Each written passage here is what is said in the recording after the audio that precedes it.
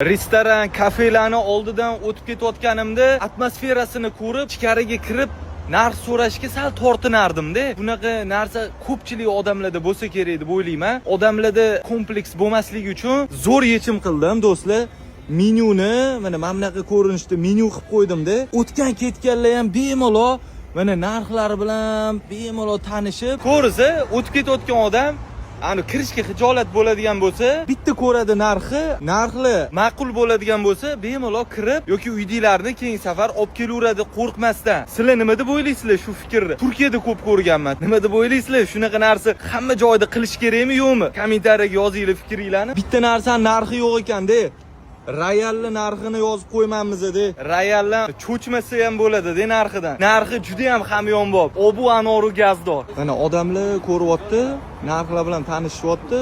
Narx to'g'ri keldi va mijoz ichkarida. Foydalaninglar restoran egalari. Narx ko'p narsani hal qiladi deb baribirga.